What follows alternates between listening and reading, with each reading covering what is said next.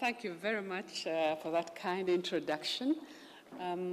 Honorable Kahinda Otafire, Minister of Tourism, Trade and Industry of Uganda. Honorable Gaggawala Wambuzi, in the same ministry in charge of trade. Your Excellency, Ambassador Joan Brabiomere and Mumtaz, Deputy High Commissioner. Focusing Uganda, Edward, and my panelists, John Small and Patrick. I'm very privileged to be here this morning and also to see many faces in the audience that I have actually met in Uganda. I am happy that many of you, when you do come to Uganda, go through the Uganda Investment Authority. I also see many friends, and I'm happy to be here to give you I have very little time to tell you about the whole country. So I'll try and squeeze as much information into these minutes. Of course, we have more detailed. From that, you'll be able to talk to the ministers, you'll be able to talk to the various Ugandans in the diaspora who are here. You'll be able to talk to the Ugandans that have come with us from Uganda. The technocrats are here, and be able to get more information. From the Uganda Investment Authority, I am happy to introduce my board member, Mr. Kayondo Kalanguka, who is also the commissioner in charge of investment at the Ministry of Finance, and will be able to answer many questions targeting the minister that we are expecting later on. Also, our board member from the Central Bank of Uganda, who should be arriving very soon, and is one of the speakers. Very quickly, I want to talk a little bit more about what Winston Churchill said, focus on Uganda. And the question is, why aren't you doing that? He gave some very good advice, and I want to show you why it was very good advice.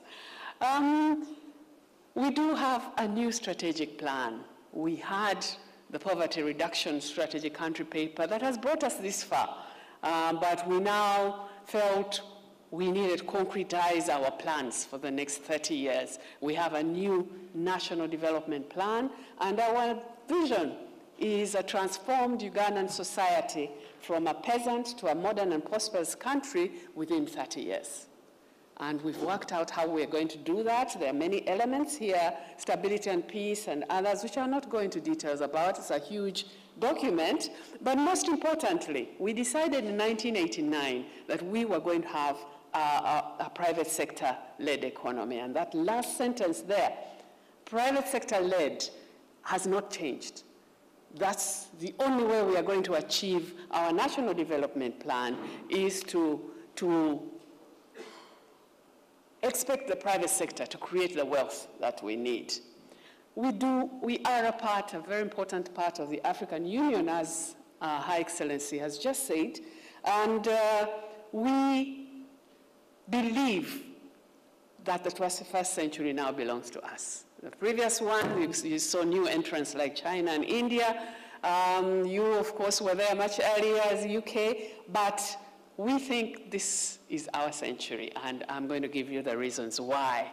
We now have smart leaders, and if any of you have met President Museveni, you know what I'm talking about. The leaders of today are not the Idi Amins of the past. They're educated, they're smart. Yes, I have somebody agreeing, met him last week, and he knows what our president is able to achieve, just as many other African leaders are now different. They are able to come up with various visions for their countries.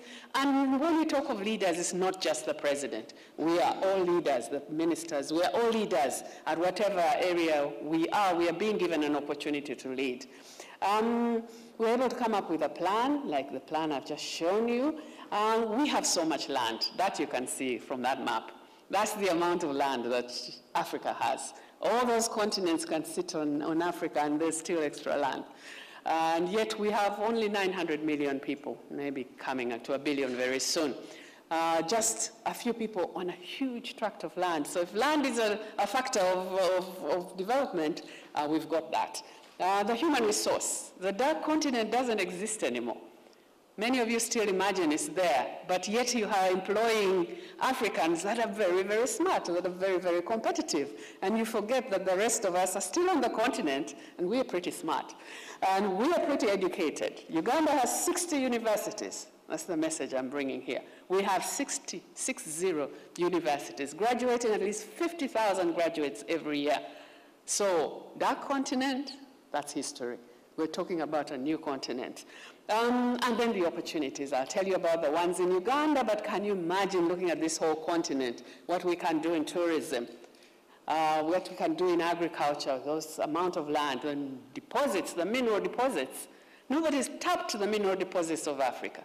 It's only South Africa a little bit, DRC well known, but also plenty more where that came from, and maybe Tanzania is beginning with its gold. The rest of us are sitting on huge deposits of minerals. Nobody has tapped them. And infrastructure is our challenge. It's also an opportunity. For you as investors, we need railways, we need roads, we need airlines, we need it all. So lots of opportunities. That's the Africa we are a part of as Uganda. And maybe we want to say we are trying to take the lead in making this happen in Africa. So what do we know you need us to do?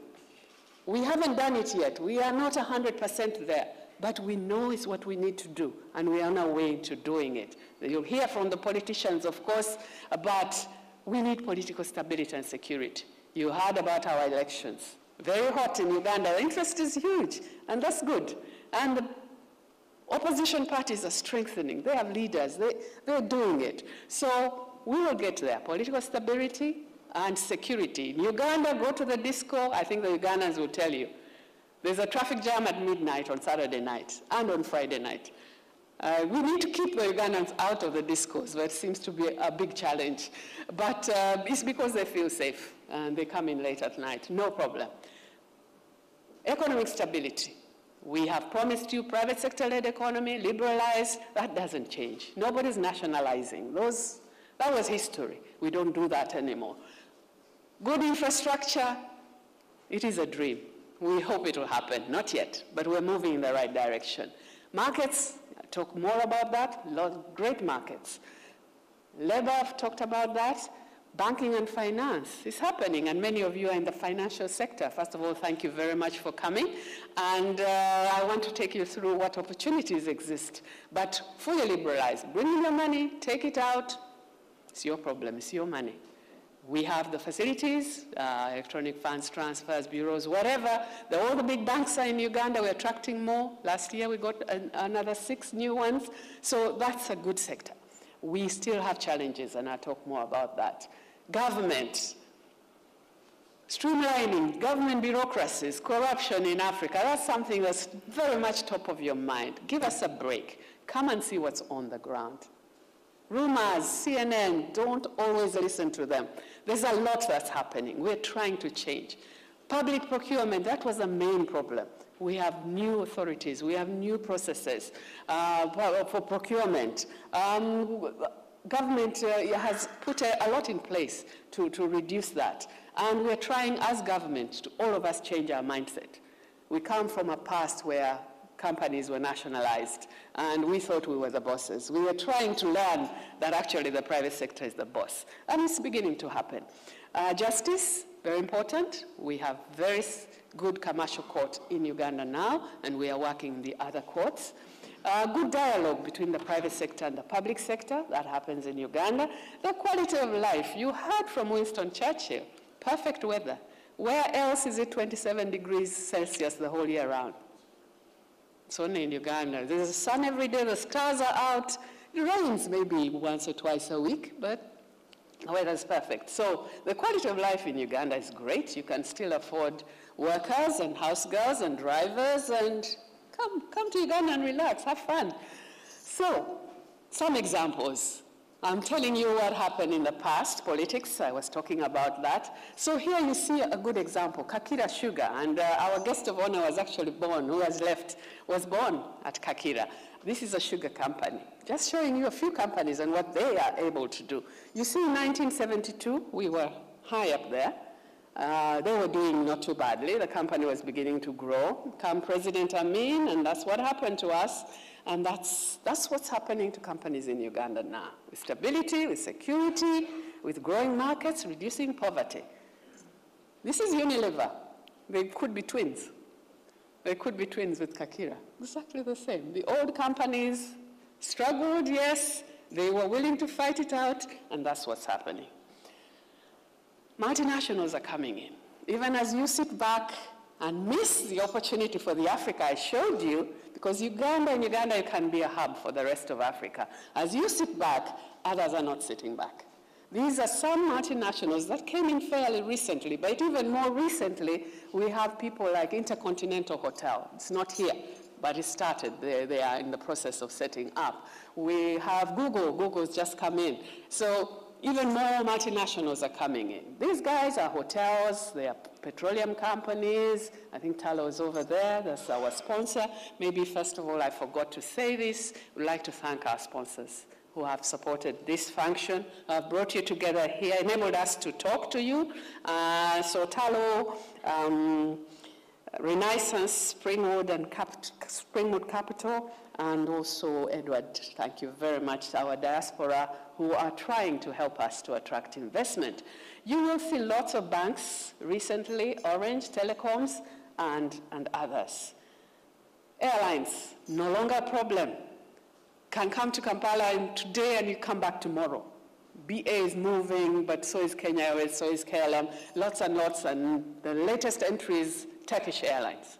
That one just came in about a month ago. So many multinationals in Uganda.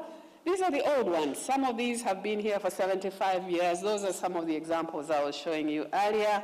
Citibank, maybe 12 years, doing very well. So these are much older. So you won't be alone. Come to Uganda, you will be part of a big group. Now, that is not me, is it? Loud music. So why Uganda for your business? There's economic freedom in Uganda. We have, we are number 5 in sub-Saharan Africa as far as this economic freedom index is concerned. And you can see the only 4 countries above us are Mauritius, Botswana, Madagascar, and South Africa. And we are trying to improve this. As we move to improve the investment climate, we are trying to improve our standing. So who is the Uganda Investment Authority? A small agency, you must come and meet us. We are the ones that promote investment. That's why I'm here, to tell you where the opportunities are. We also facilitate investors. We have the one-stop shop, give you information, licenses. We have land. We have land, industrial areas, but we can also link you to land. Land in Uganda, for your information, belongs to the people. It doesn't belong to government. So what we do is link owner to the one who wants land, and a deal can be made. A lease can be given to a foreign investor.